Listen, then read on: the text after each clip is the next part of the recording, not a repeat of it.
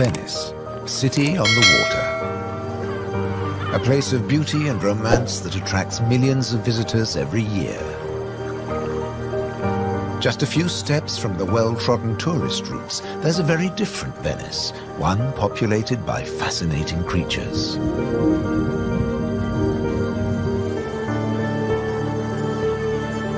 This film explores a Venice that few people ever see, a city that has a surprising double life.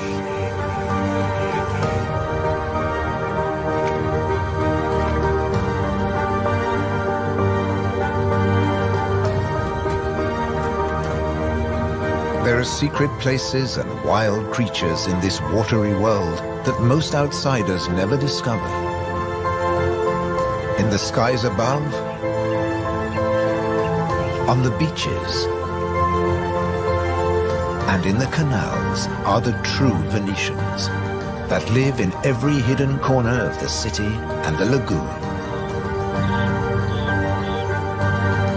Wild Venice is their home.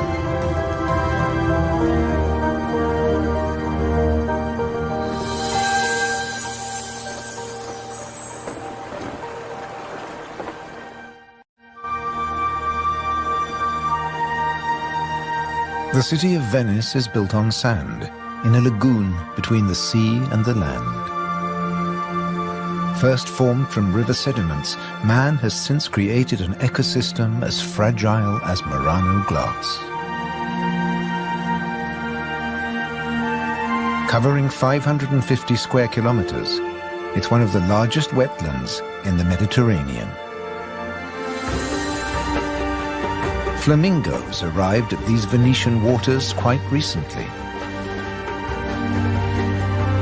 They crisscross the Mediterranean from North Africa to France's Camargue, to Sardinia, Tuscany, and now Venice.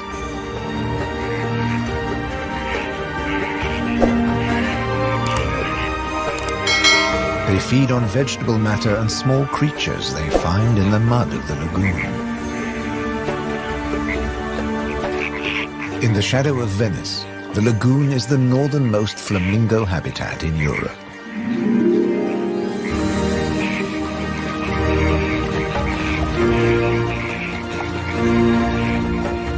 They're here now, but in a few weeks many will move off again to find richer pickings.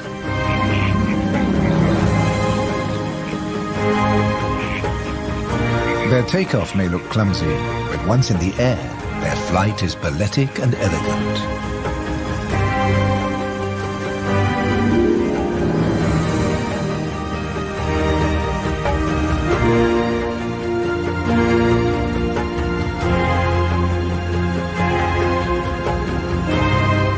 And before too long, they'll return to the safety of this lagoon, tucked between the sea, the city, and the Alps. The distant peaks helped form the lagoon. The mountain streams washed their rocky sediment towards the sea to make this habitat.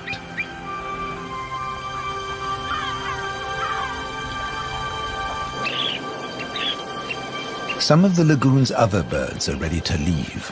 Dunlin, small waders, fed well in the rich mud. They rest on the wooden piles that support the whole of Venice.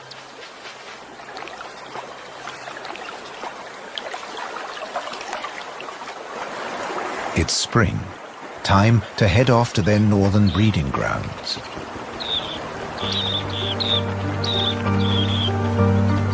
But the cormorants won't be lonely this summer. As the Dunlin fly away, other birds are flocking in. A bird's eye view reveals the full beauty of the lagoon. A labyrinth of uninhabited islands, intertwined canals, and swampy sandbanks.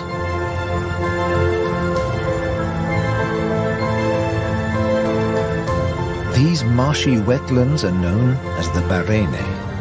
To survive here, plants need to like salt water and flooding.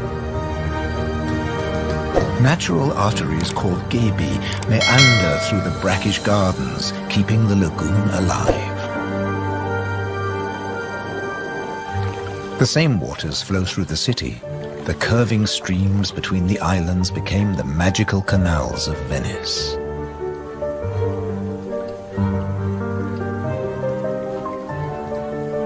This is the city of bridges.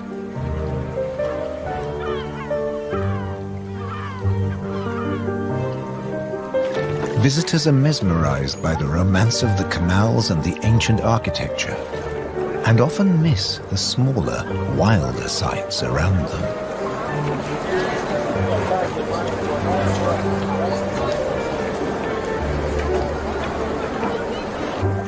These mussels are true Venetian natives. And now, in spring, they're breeding. The males spawn into the water, and each female produces up to 10 million eggs. Most of the larvae are eaten by other inhabitants of the canals, but up to 10,000 young shellfish will survive.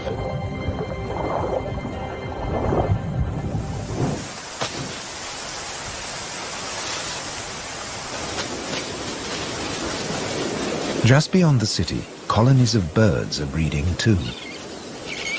But a hazard of urban nesting is constant disturbance.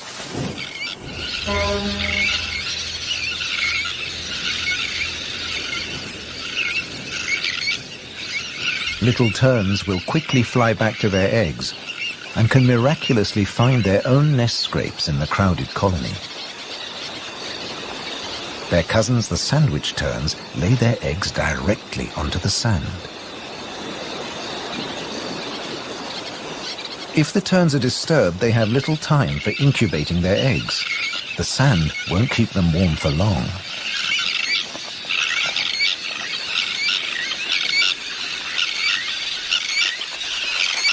And left out in the open, they could be an easy target for predators.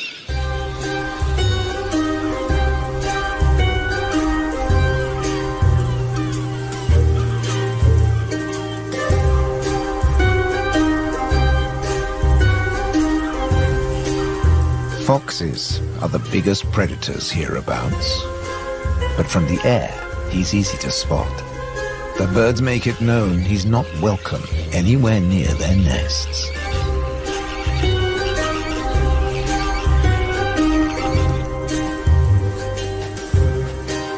Foxes would rather not get their feet wet. Hunting in these swampy areas is a frustrating business.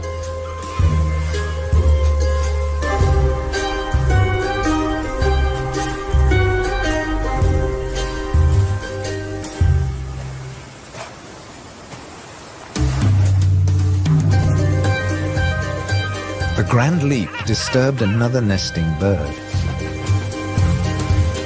Now it's a question of following the scent.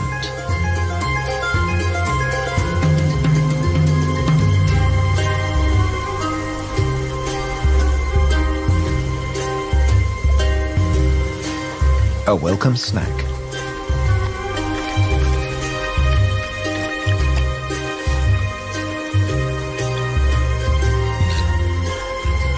Just beyond the sand dunes is the busy colony.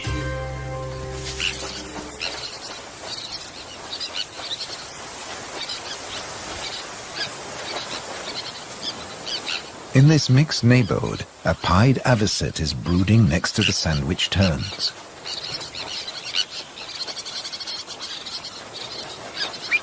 With nests so closely packed, there can be conflicting territorial claims with the common terns.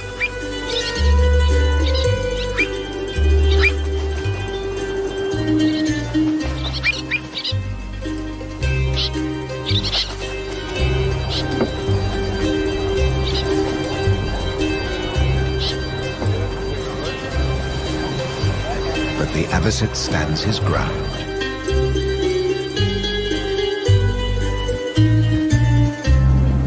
The Grand Canal is the main waterway of Venice, dividing the city in two. It follows the course of the ancient river Brenta that runs from the Alps all the way into the lagoon. It offers a journey through architectural history starting in the 13th century.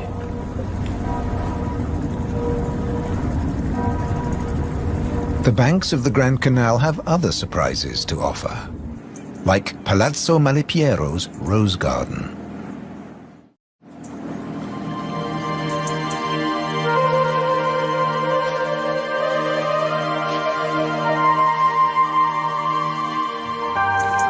Nestled between the buildings is a hidden paradise.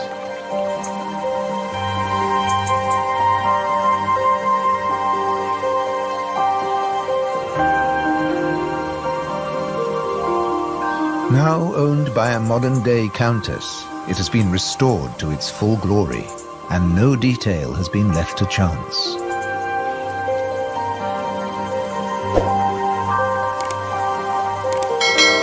With the luxury of space in a city whose every square centimeter is exploited for maximum profit, it's also a sanctuary for many small animals.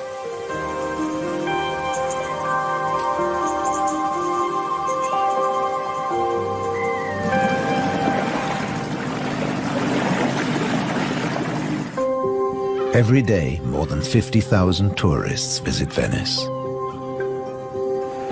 When the sun begins to set, the city's waterways empty. Venice belongs to the wild Venetians.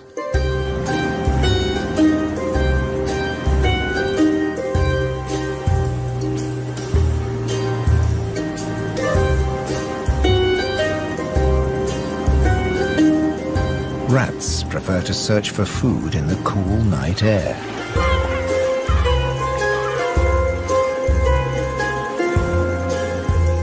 But they're not alone.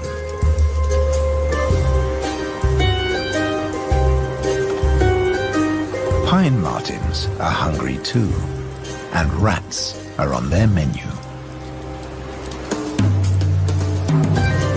Pine martins are welcome in the city as they're natural rat catchers.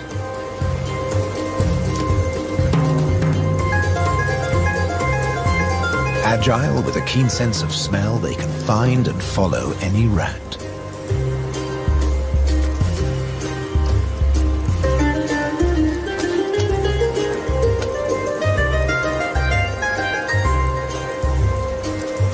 But they're endangered too. Since the rat population boomed, ironically, many martins have been killed by rat poison. The rat won the day, and the pine martin has to settle for dessert.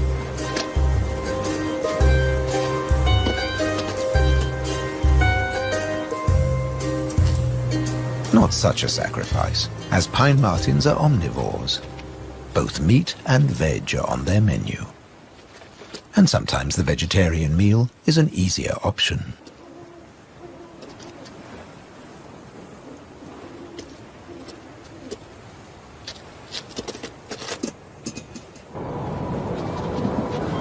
As the rat prepares to sleep, the city of Venice is beginning to wake up.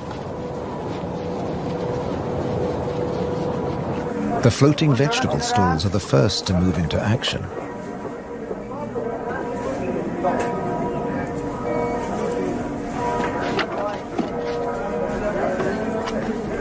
Soon these silent waterways will become busy highways again. In the 18th century, over 8,000 gondolas navigated the Venice canals. Now there are only about 400 left. Life in Venice may be moving with the times. But one thing never changes. It dictates the daily rhythms of the city and the lagoon. Twice a day, the tide rises and falls as seawater washes in and out of the lagoon.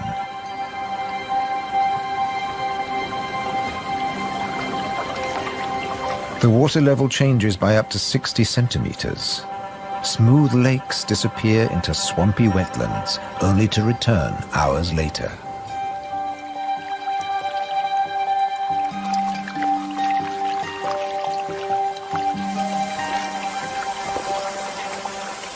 Retreating water levels reveal a surprise.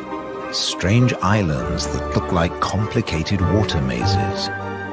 In fact, they're fisheries at the edge of the lagoon. known as the Valle da Pesca.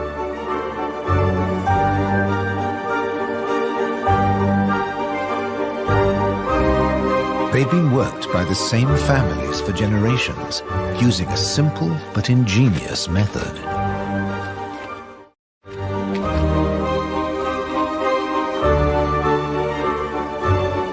Nets are lowered into the locks that span the water channels.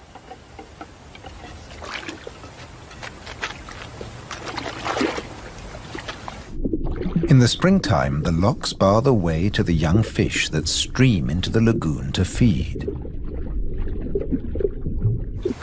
The fishermen raise the nets and catch the small swarming fish in their thousands.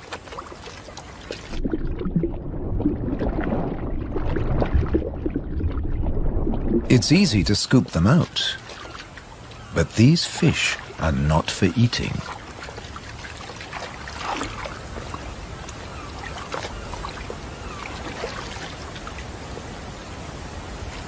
The fishermen place them on the other side of the bars and so trap them in the channels. Here, the spring fish are held under perfect conditions until they grow big enough to harvest.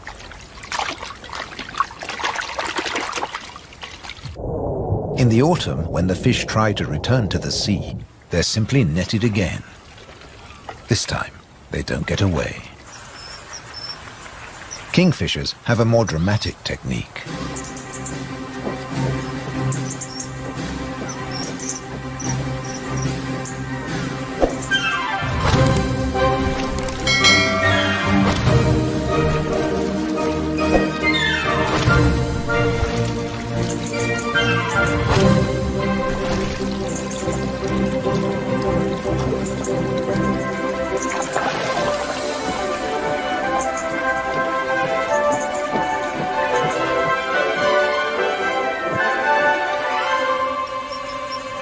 They catch up to 20 fish a day, but need even more if they have nests with hungry growing chicks.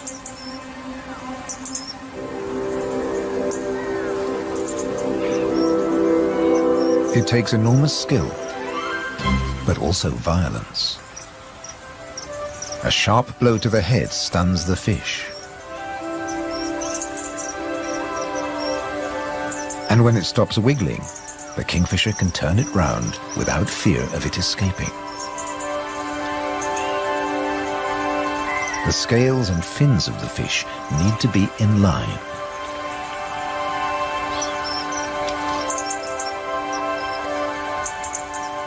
Now it's ready to swallow.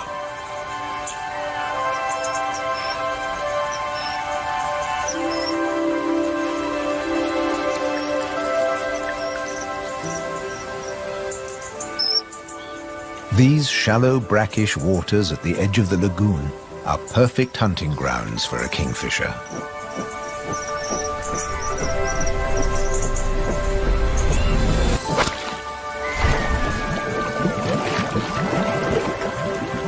But not every dive is successful. They'll snatch the odd insect in the air, but 95% of the kingfisher's catch must be made underwater. The cormorant has an easier life, as does the little egret. And some don't even get their feathers wet while hunting. There are plenty of fish in the lagoon, but they're not only found in the wetlands. These waters flow through the city too. And there are fish to be caught in the canals. Beneath the bustling jetties of the famous vaporettos or water taxis, wildlife flourishes. Even here, the little egret can fish where the water is deeper and turbulent. It's not easy to keep an eye on a moving target from a moving base.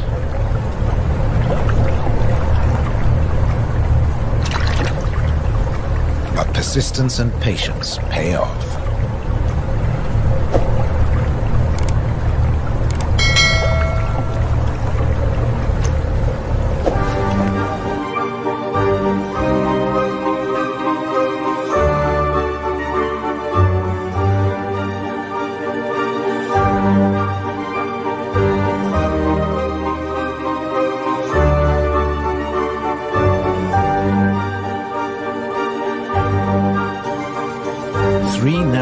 inlets connect the lagoon to the sea. They're known as bocche, the Italian word for mouth. In spring, the fish travel into the lagoon because it's shallow, warm, and full of food. And in the autumn, they travel back out to the Adriatic Sea. The lagoon's fishermen understand the rhythms of the sea. But there was one phenomenon that remained a mystery for many years. When they cast their nets into the rich fishing grounds, they were torn to shreds. The fishermen believed that water spirits were grabbing their nets and named the area the Tenue, or Hold Fast. The Hold Fast was in fact a jagged reef, an unexpected and magical aquatic paradise. These unique natural rock formations are similar to coral reefs.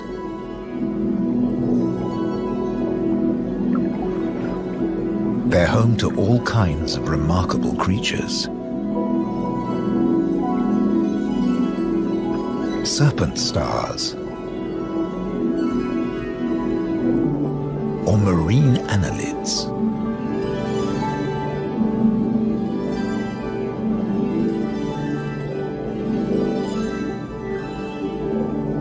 This precious area is now protected. Fishing is forbidden, diving strictly regulated.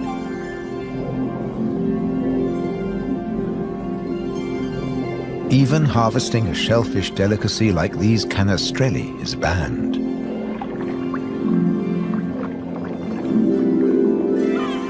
The city of Venice is lucky to have rich fishing grounds on its doorstep. The catch is seasonal, and in spring the fish are small.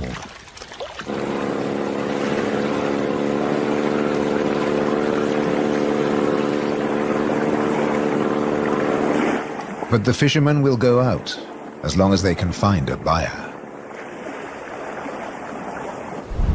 Only the weather can hold them back.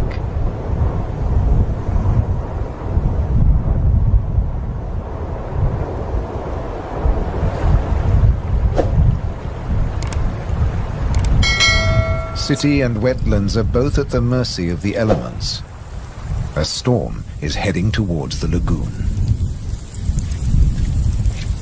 When rain-bearing clouds build up against the southern face of the Alps, and when warm southerly winds whip up the sea, water is driven into the lagoon, flooding the city and engulfing the swampland. This extreme high tide is known as aqua alta, and can be disastrous for ground-nesting birds. Thankfully, it's rare in the springtime. It strikes more often in the autumn. Storms can vanish as fast as they arrive, and the limpid sunlight that Venice is so famous for bathes the city again. In early summer, Venice teems with tourists. The Bridge of Sighs is a popular attraction, but few visitors realize that real Venetian life is happening just a short distance away.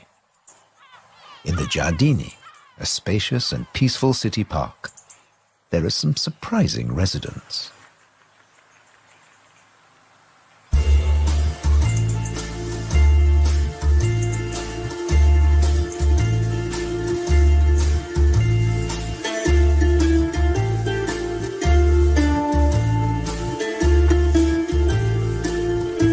This prehistoric-looking creature is an amorous green toad looking for a mate. After all, this is the city of romance. But for a toad, finding a partner in a city isn't always easy. Even a quiet park is full of danger and disruption.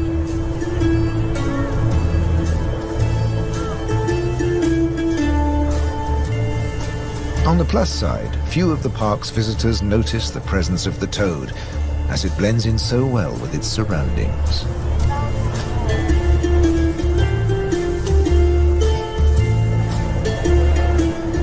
Another of the city's visitors is far more conspicuous.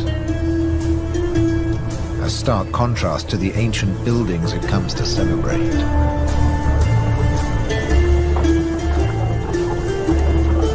and a danger to the fragile city. The toad at last finds a more secluded waterside spot.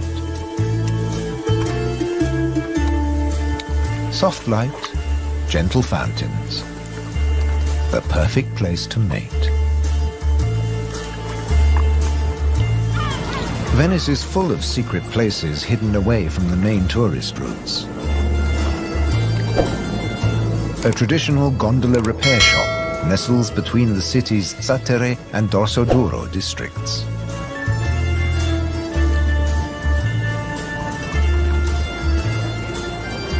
Craftsmen repair the boats in the peace of the backwaters. The tranquility also attracts some exotic-looking animals.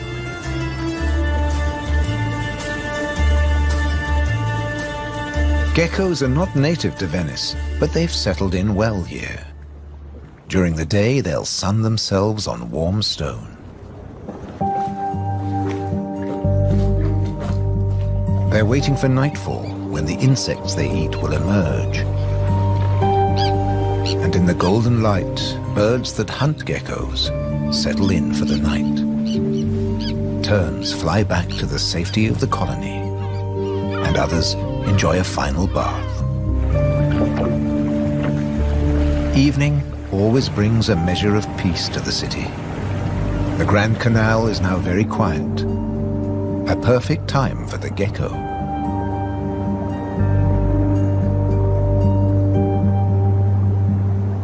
Geckos have evolved specially adapted feet that make them excellent climbers. Their toes are covered in millions of tiny branched flaps with incredible adhesive power, so they can grip and climb the smoothest surfaces, even glass. The city is empty now. The Grand Canal is deserted.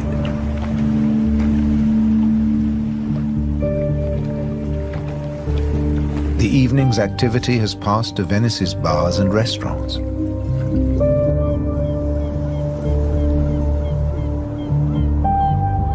By the time the tourists are safely tucked up in their beds, the city is like a ghost town. Almost. A rat has ventured out to make the most of any scraps left behind. He must take care not to become a meal himself. Owls on the prowl. One little owl is distracted by bright lights. There's nothing here but fruit. No good for the owl.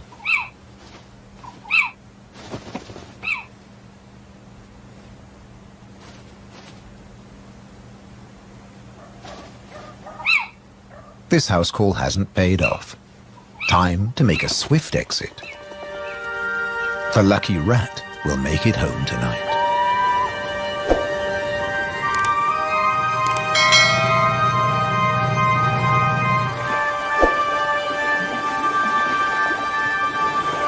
Cormorants bask in the morning sun.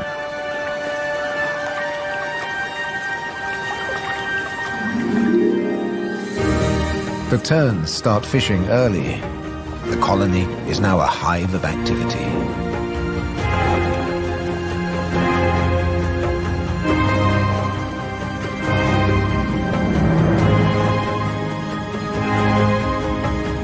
The first chicks have hatched.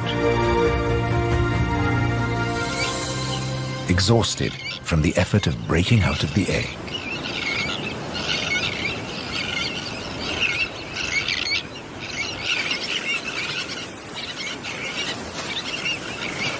Around them, the colony has turned into a busy Italian restaurant as the adults noisily deliver their food.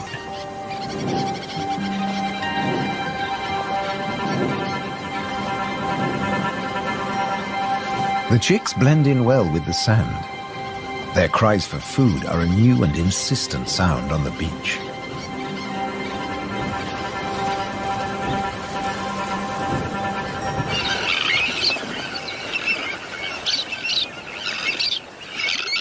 Their calls are echoed by the adults, who do nothing else but feed these demanding youngsters.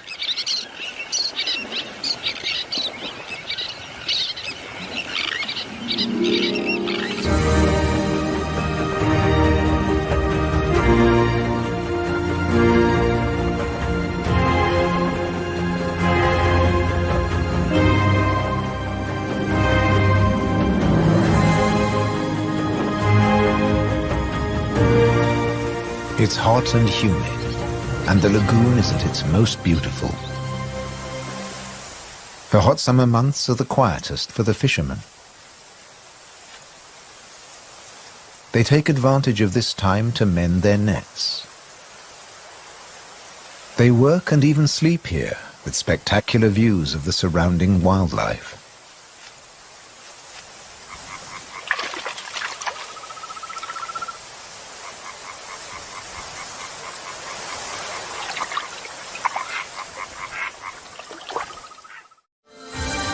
About 8% of the lagoon's surface consists of islands. 20,000 people once lived on Torcello. Now only the cathedral tower remains. Burano is known for its colorful buildings. San Francesco del Deserto is home to a Franciscan monastery. The island of Madonna del Monte is being swallowed by the lagoon, but the ruins of its monastery still stand proud.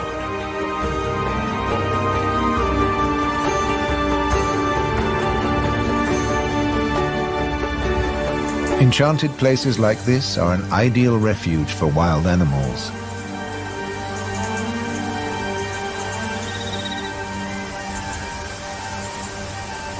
And the island's ancient monastery has some new inhabitants. The ruins are the perfect place for kestrels to nest.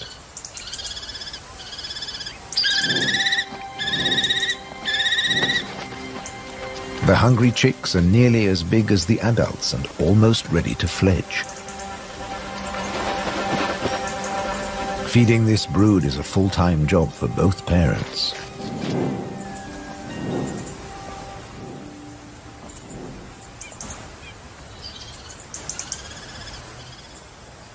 Finally, curiosity gets the better of the young birds and they start to emerge from their hiding place.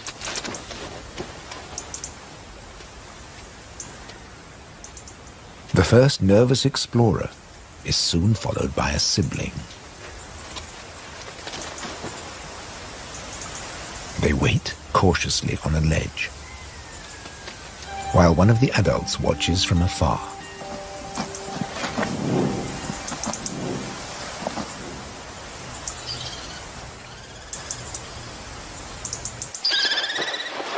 Their mother returns with food, and the young kestrels jostle to get to the front of the queue.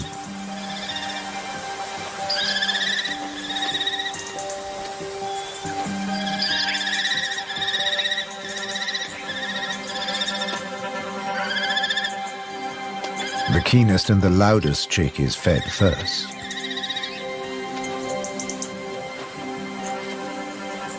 Soon the food parcels will stop. It's almost time for the young to leave the nest and fend for themselves.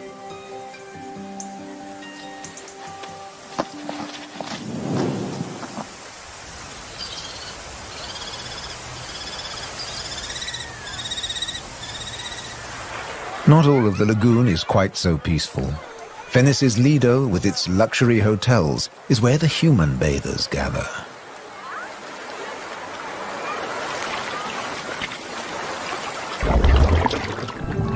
But even here, you can find wild beauty and tranquility.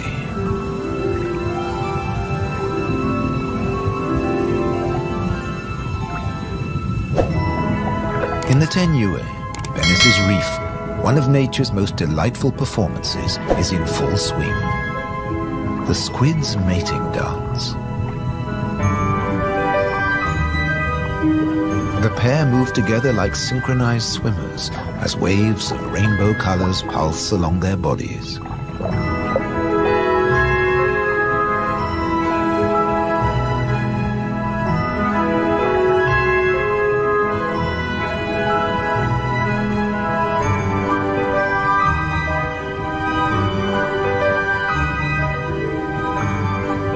It's like an underwater version of the Venice Carnival, complete with face masks and disguises.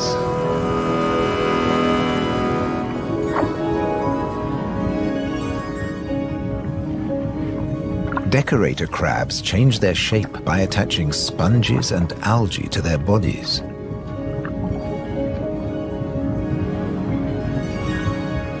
These bizarre disguises are excellent camouflage. The crabs creep past their neighbors and predators like living rocks from the seabed.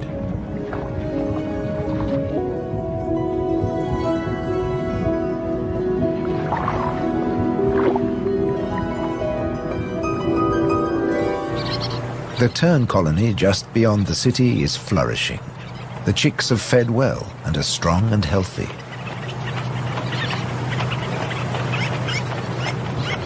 The young birds are gathered in a creche, with 1 or 2 adults looking after them all.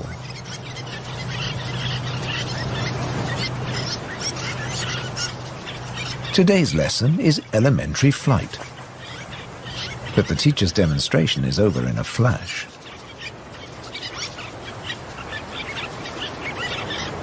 The young birds flap their wings to exercise their growing flight muscles, but they're not ready to take to the air yet.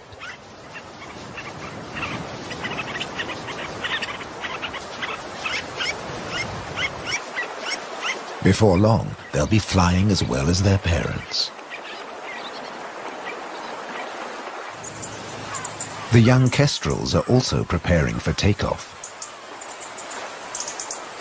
They bravely take the plunge and launch themselves into the air.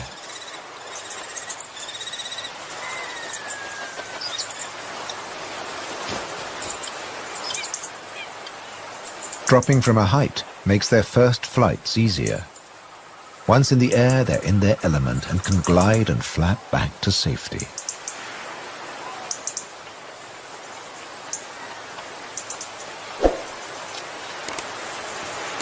These first flights mark the end of their parental care.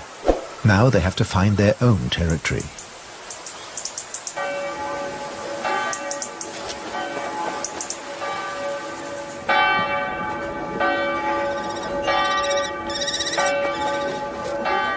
One of the kestrels has made its way to the nearby island of Burano. It's unlike the remote nest site, but it still has everything the kestrel needs. Just like the ruins, the brightly colored walls offer protection. These birds are welcome visitors, and the people here seem happy to have a kestrel watching over them.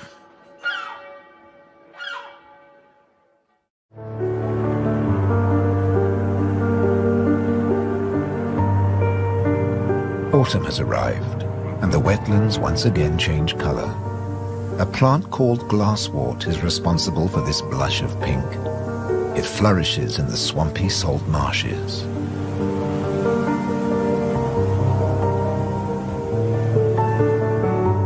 The first autumn mists mark the end of summer.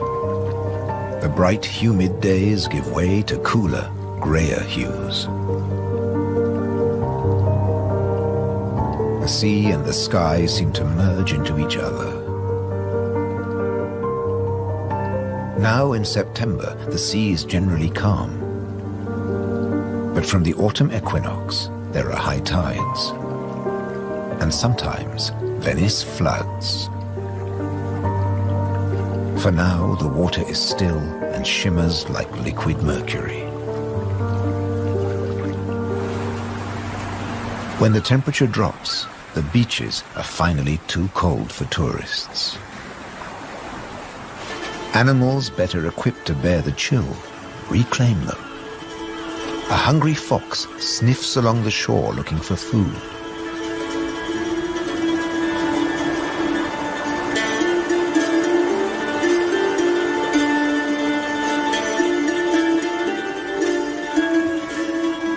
The fox has an excellent sense of smell and can see well in the twilight. It has picked up a strange scent. Something smells good to eat. But quite where this food is hidden is a mystery.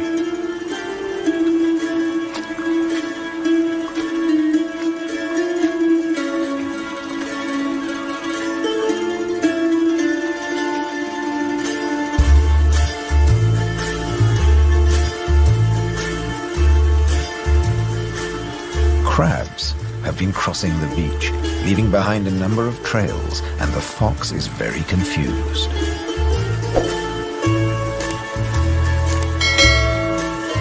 Finally, it follows its nose and comes face to face with a crab.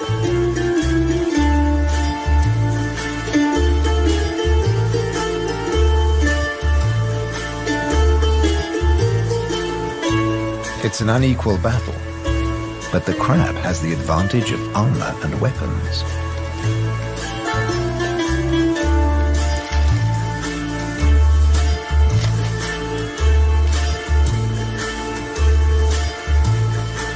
This meal is more trouble than it's worth.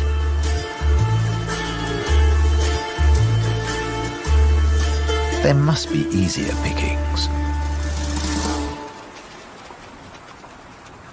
The crab, dazed but victorious, moves off to a more secluded place.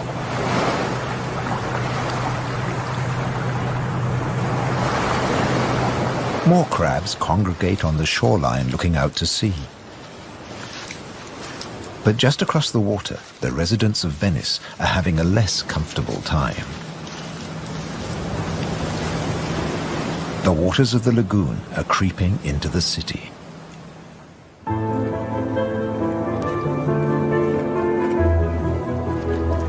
The autumn tides are getting higher, and water is seeping up through every available crack in the stones.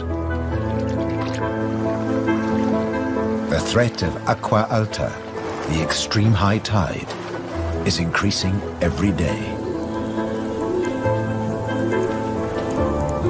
A combination of rising tides and the Scirocco winds cause this extreme event, and the rain just adds to it.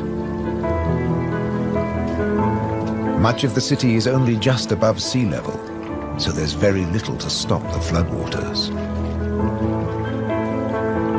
This may look like a swimming pool,